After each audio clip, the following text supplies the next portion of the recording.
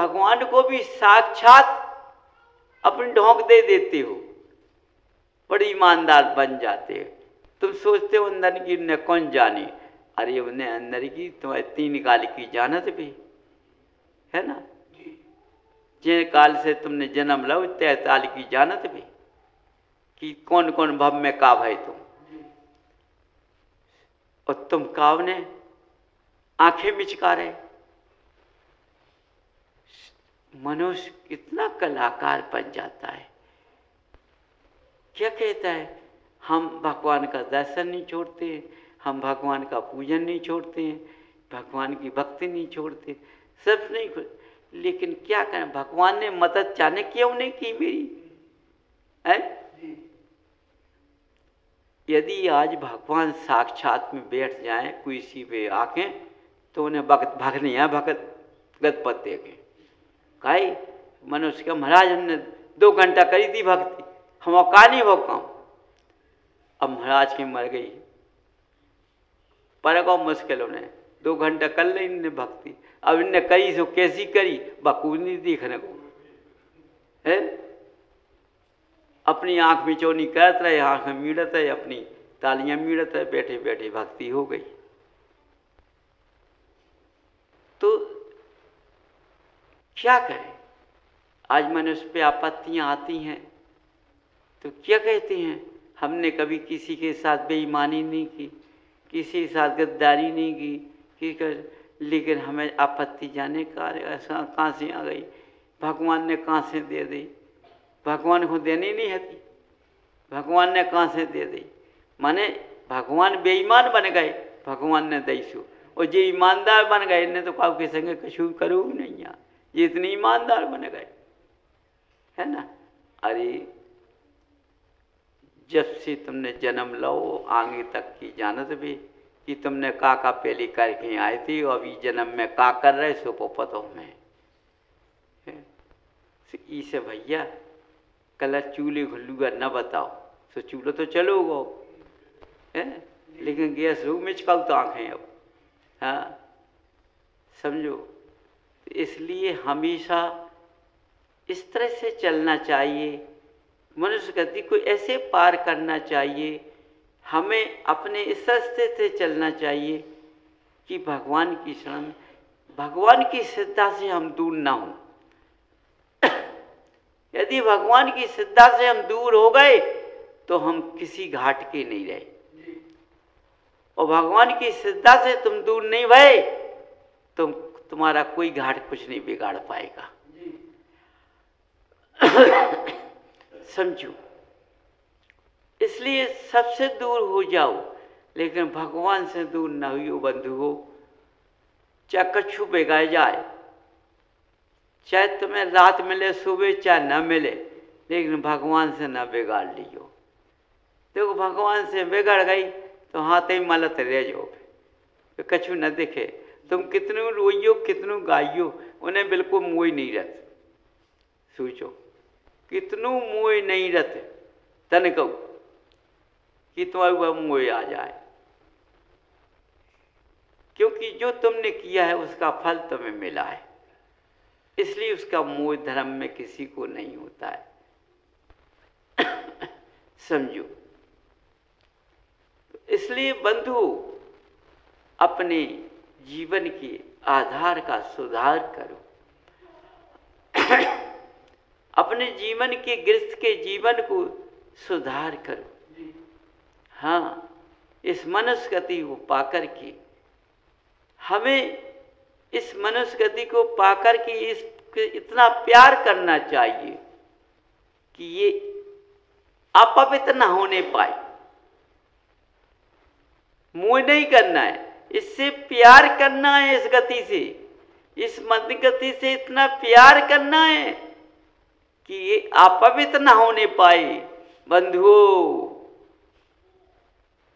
और सबसे मोह कर लियो, लेकिन मनुष्य गति से मोह कहूं ना करियो, प्यार करियो, जिससे कि ये बिगड़ने न पाए। देखो बच्चा बनाना पड़ता है तो डांटना और फटकारना भी पड़ता है। डांटेंगे फटकारेंगे तो बच्चा लेन पर रहेगा, और डांटे फटकारेंगे नहीं तो बच्चा लेन पर नहीं रहेगा। इसलिए हमें इस मनुष्य गति में पाकर के सीखना है यदि मेरी जिह्वा बार बार याद कर रही है कि हमें आज रात को भूख लगी हुई है, कुछ भी हो, देखो जिह्वा को याद आई, इंद्री ने तड़फन लगी, जिह्वा को याद आया, इंद्री तड़पने लगी अंदर से कि कुछ भी हो, तो पुरुष कहता है पत्नी से, क्यों कुछ है क्या, तूने कुछ मीठा मीठा बनाया है? हाँ हाँ, लाओ खाएं। नहीं, रात के नहीं खाना चाहिए। पत्नी कहती है रात के नहीं खाना चाहिए प्राणपति। अरे तुम बात समझो ना, आज बहुत इच्छा हो रही है। पति कितनी भी इच्छा हो जाए लेकिन अपने धर्म में रात में भोजन नहीं लिखा है, तो भोजन नहीं करना चाहिए। अरे भाई, मैं भोजन नहीं कर रहा हूँ, मैं मावा मिष्ठान खा रहा हूँ, ये तो खाना खाते सकते हैं रात के, लेकिन क्या कह रहे, मेरी आज इंद्री तड़फ रही है, जिह्वा का, हमारी जीभ बार बार चटोनियाँ ले रही है, इसलिए कुछ भी बनाओ लाओ। दोनों में लड़ाई हो जाती है। तो क्या कहती है पत्नी, नहीं तो अब क्या करे, तो पुरुष समझता अब से ऐसे काम नहीं बनेगा, अब तो काम डांट फटकाने से बनेगा।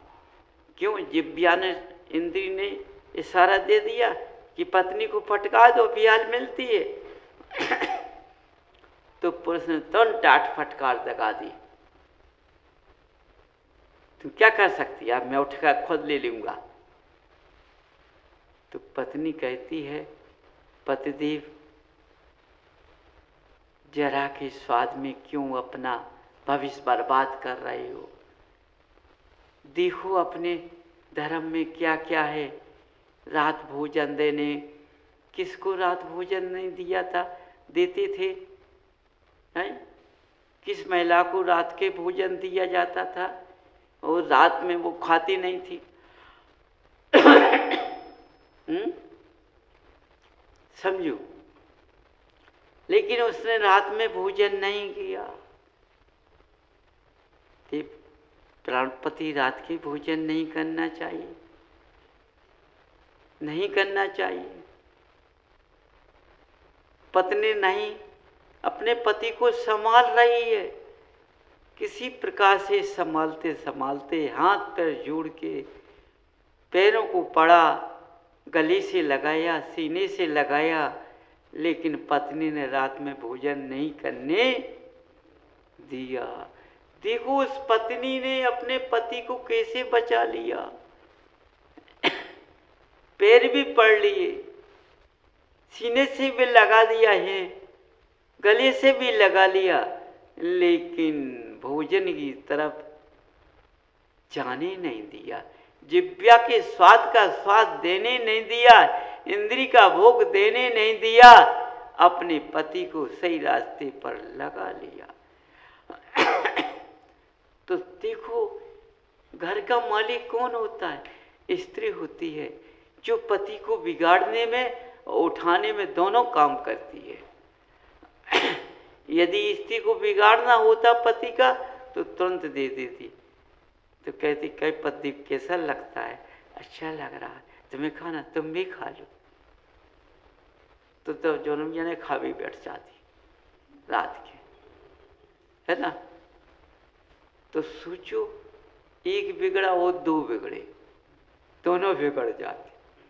बोलो दोनों क्या बन जाते? दोनों अबक्षधारी बन जाते,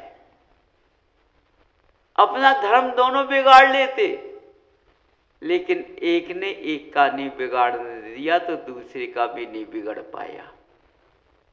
तो दोनों का धर्म इस तरह से ये जोड़े बनते हैं इसलिए बनते हैं कि एक दूसरे गिरने ना पाए, गिरने के लिए बनते हैं, बिगाड़ने के लिए नहीं बनते हैं। लेकिन अब क्या करें, वर्तमान का समय चल रहा है, इसलिए ऐसी शिक्षा मिल रही विद्वानों से, ऐसा धर्म बता दिया गया है कि उठते खाओ, बैठते खाओ, चलते खाओ, नाचते खाओ, रोड पर खाओ। आज का ऐसा धर्म बता दिया है कि चलते पढ़ते जाओ, यदि गाड़ी में बैठ कर जाओ तो पुस्तक पढ़ते जाओ, अपनी सायमाएं करते जाओ, चाहे धक्का घलता जाए अपनी माला फेरते जाओ, कुछ भी हो, कैसे भी बैठे हो माला फेरेंगे। ऐसा धर्म बता दिया है, माने अशुद्धियों में भी धर्म बता दिया गया है। क्या करें आज के विद्वानों को, मैं क्या कहूँ भाई, कि आज के विद्वानों ने अपना विज्ञान जाने कहाँ डाल दिया है। अरे जरा स्थान तो मात्र रखो कि स्थान भी सब करो। जब तुम्हें धर्म पर विश्वास नहीं है, तुम गाड़ी गाड़ी में धर्म कर रहे हो, चलते चलते धर्म कर रहे हो, तो तुमको धर्म पर क्या विश्वास हो सकता है? जैसे तुम भोजन को बार बार खाते हो तो ये भोजन फिर तुमको परेशान कर देता है, क्या है, पेट खराब कर देता है ज़्यादा खाने से। इसलिए ऐसा धर्म करने से ये धर्म नीचे गिर जाता है, तो तुम अपवित्र बन जाते हो, तो तुम भी धर्म से गिर जाते हो, फिर कुकुर को देख पे रास्ते पर चले जाते हो, असंयमधारी बन जाते हो। समझो, धर्म स्थानों पर होता है, महत्व का होता है, चलते फिरते नहीं होता है। धर्म बिना आसन के नहीं होता है। आसन जहाँ लगती है वहीं बैठकर धर्म करना चाहिए, चाहे जहाँ धर्म नहीं करना चाहिए। समझो कि हम चलते रास्ते धर्म कर रहे है ना, ऐसा नहीं नियम ले लिया मैंने तो धर्म का, अब गाड़ी में चल रहे हो, मेरा सामायिक का टाइम हो गया, अब गाड़ी में सायों में चल रहे, अब सब कोई दुख रहा है, या ये कैसा बैठे क्या कर रहा है? अब वो अपना धर्म कर रहा है। अरे कारी पगला ढोंगी, गाड़ी मिली तो ये दिखाऊ धर्म नहीं करना चाहिए। धर्म अपने स्थान पर आके, तुमने जो सवय धर्म कर लिया वो तो तुमने सायंकाल तक कर लिया है, अब तुम्हें रास्ते में बीच में कोई धर्म करने की जरूरत नहीं है। यदि हाँ हम घर पर नियम लेते हैं तो घर का नियम है कि हम धर्म में अपनी सामायिक करेंगे तो बात अलग है। समझिए, ऐसा नहीं, गृहस्थ क्रिया में सामायिक घर पर ही होता है, क्योंकि सामायिक रास्ते में नहीं किया जाता है।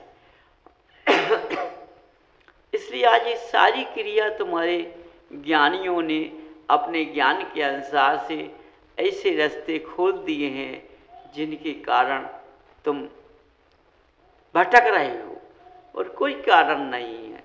इसलिए आज के ज्ञानियों के पास इतना ज्ञान की कमी है, मैं क्या कहूँ।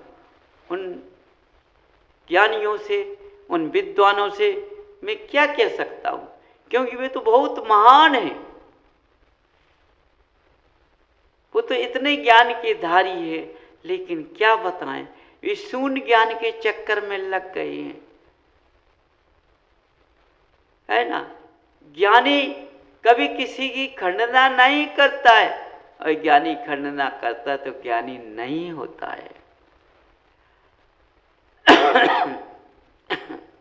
समझो, इसलिए बड़ा अपने मुंह से बड़ाई नहीं करता है। इसलिए तुम इतने विद्वान महान होते हुए इन छोटे छोटे नन्हे नन्हे भोले भोले एक बच्चों को तुम कहाँ ले जा रहे हो, किस रास्ते से गिरा रहे हो। ये पार नहीं हो पाएंगे, तुम भी पार नहीं हो पा रहे, न ये भी पार हो पाएंगे। इसलिए ऐसा मार्ग लीजिए कि शायद ठीक है हम पार नहीं हो पाए, लेकिन इन्हें तो पार कर दो, इन्हें तो पार, इनका सच्चा रास्ता दे दो। जो धर्म बोलता वही बता दो, जो क्रिया है वही बता दो। समझो, अब या तो तुम्हारे पास में उतना ज्ञान का भंडार नहीं है, तो इन नन्हे नन्हे भोले वाले बच्चों को ऐसा रास्ता मत बताओ। मेरी बड़ी विनय है आप लोगों से।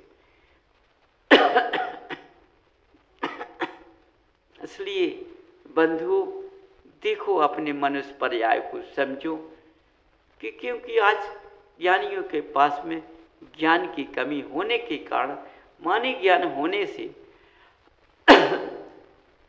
मानी ज्ञान दूसरों की आलोचना में लग जाता है और कुछ नहीं करता है। दूसरी आलोचना में नहीं लगना चाहिए। आलोचना करना अच्छी बात नहीं होती है। इसलिए ज्ञानियों, अपने ज्ञान को मत लजाओ। मेरी बड़ी विनय है आप लोगों से। मनुष्य गति में ग्रस्त जीवन में अपने धर्म का बचाव करो, अपने धर्म की खंडना मत करो। अपने धर्म की खंडना करना अच्छी बात नहीं है। हमारा जो धर्म है वो सच्चा है, हमारा धर्म कच्चा नहीं है, पक्का है। इस तरह से अपने धर्म पर श्रद्धा व्यवहार, अपना स्वभाव जमाइए, अपने वैभव को दिखाइए, तो इस धर्म पर, ये धर्म किसी को गिरा नहीं सकता है। यदि तुम अंधकार में भी कहीं भिड़ जाओ तो ये अंधकार से रोशनी में लेके आ जाएगा, धर्म गिरने नहीं देगा। समझो, कभी नहीं। इसलिए बंधुओं, अपनी सीमा को बांध कर चलो। यदि सीमा को लांघ गए तो धर्म चला जाएगा। इसलिए सीमा को बांध कर चलोगे तो धर्म नहीं जाएगा, धर्म तुम्हारे पास रहेगा। इसलिए हर भाई बंधु को सीमा को बांध कर चलना है कि हमें इतने समय इस कार्य को करना है, इतने समय इस कार्य को करना है, इतने समय इस कार्य को करना है। इस तरह सीमा बांध कर चलेगा तो वह मनुष्य गिर नहीं पाएगा।